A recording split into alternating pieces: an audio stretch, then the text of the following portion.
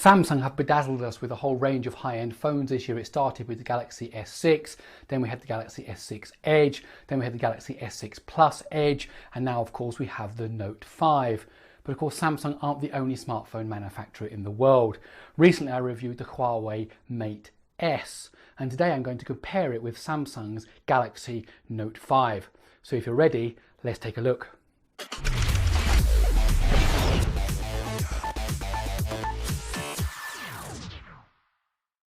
Samsung has certainly switched things about a bit with its design since the Galaxy S5 and Note 4.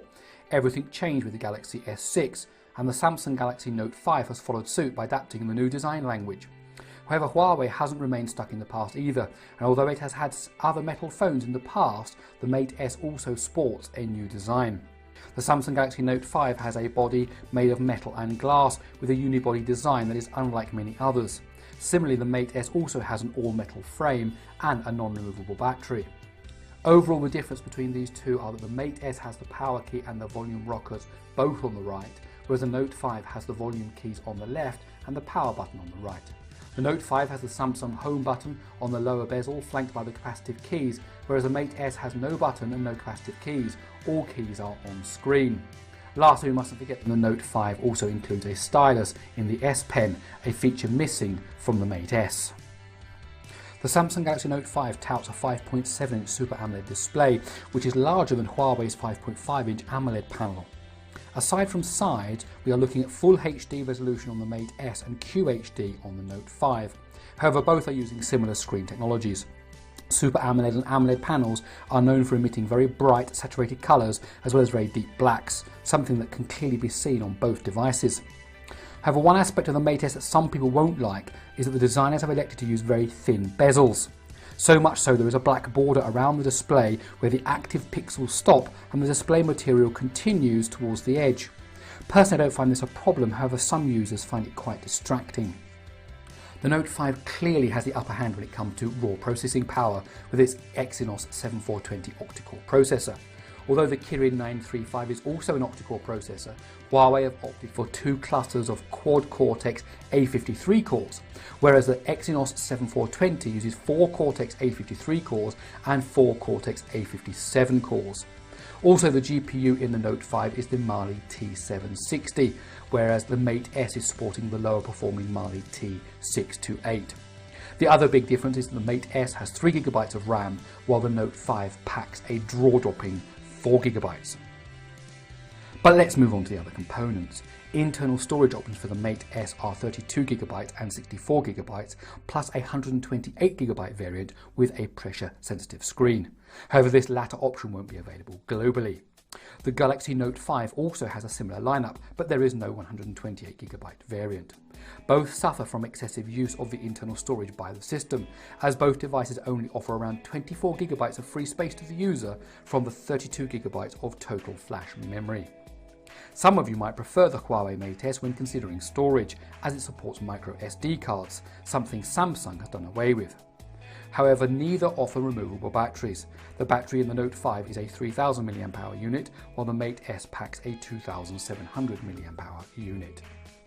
Both devices have a built-in fingerprint reader, but how they are implemented is quite different. The Note 5 includes the fingerprint reader in the home button on the front of the device on the lower bezel. Huawei have taken a different approach and has placed the fingerprint reader on the back.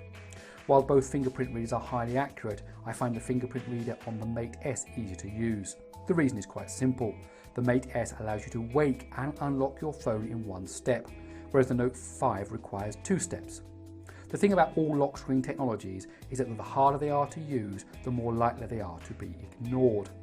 On your Android phone, you can set up a PIN or a pattern to unlock the phone. I know lots of people that use them.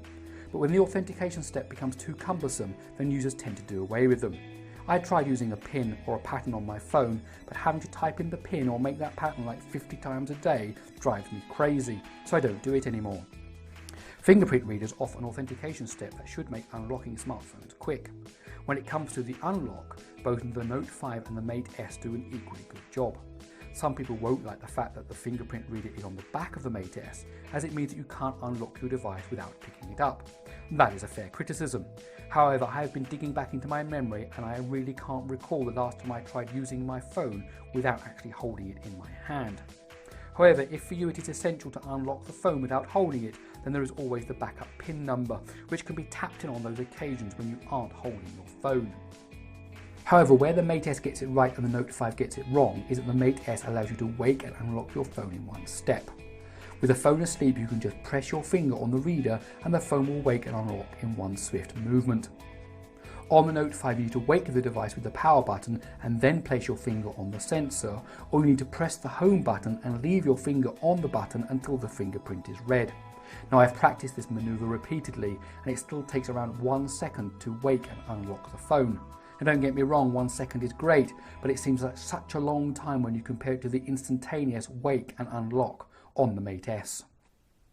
The Huawei Mate S comes with a 13 megapixel rear camera that includes a 4-color RGBW imaging sensor and optical image stabilization. Also, the camera housing is scratch proof thanks to a sapphire protection. However, the Note 5 has a 16 megapixel sensor, an f1.9 aperture and also includes optical image stabilization. There is no doubting that the camera on the Note 5 is the better of these two. However, here are a few sample photos so that you can compare them yourself.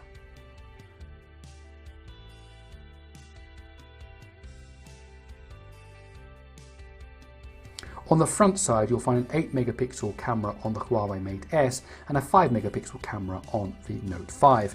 Here, on paper at least, the Mate S offers more to selfie lovers.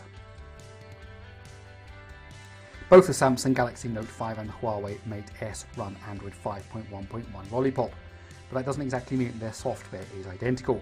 In fact, their UI skins are quite different.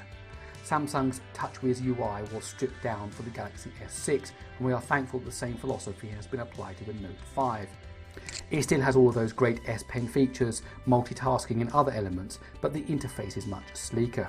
Huawei's version of Android is known as Emotion UI, and it's quite significantly different from TouchWiz and from stock Android. The most notable difference is the lack of an app drawer, which means you are dependent on folders to keep things organised. Huawei has added some extra built-in functionality, including a set of motion controls like flip to mute and the knuckle gesture system. There is also a one-handed layout mode which temporarily reduces the size of the UI so that it can be used with one hand. Finally, Emotion UI also has some dual windowing support, but mainly for the stock apps like Gallery, Notepad, Videos and so on. Overall, Huawei's take on Android is certainly different from the stock experience, however it is sleek and well designed. When it comes to pricing, the Mate S is available for €649 in Europe or £469 in the UK, while the Note 5 is available for $700 for those in the USA. If you're using a direct conversion between dollars, euros and pounds, then the two devices are similarly priced. However, the Note 5 isn't available in Europe and a direct conversion never works anyway. For example, the new Amazon Fire tablets cost $49 from Amazon.com, and yet they cost £49 from Amazon.co.uk, but £49 at the time of writing is actually around $75. If you could get a Note 5 in Europe for the same price as you can get it in the USA, then the Note 5 would be an absolute bargain. Likewise, if you get a Huawei Mate S in the USA for only $469, then it would clearly be the cheaper of the two devices. And there you have it, my quick comparison between the Note 5 and the Mate S. Now, if you had to choose between these two phones, it may not be just the pure specifications that would alter your decision. For example, there's availability and there's pricing. The Note 5 isn't available in Europe, for example. And what is the price of the Mate S in your local area? If you were to put aside availability and pricing, then clearly the Note 5 is the better of the two devices. However, the Huawei does offer a good overall general experience. Well, my name's Gary Sims from Android Authority. I hope you enjoyed this video. If you did, please do give it a thumbs up. Also above, you'll find links to both social media and to YouTube, so you can subscribe to our YouTube channel and you can follow me on Twitter and on Google+. Also, please use the comments below to tell me what you think about the Note 5, what you think about the Mate S. As for me, I'll see you in my next video.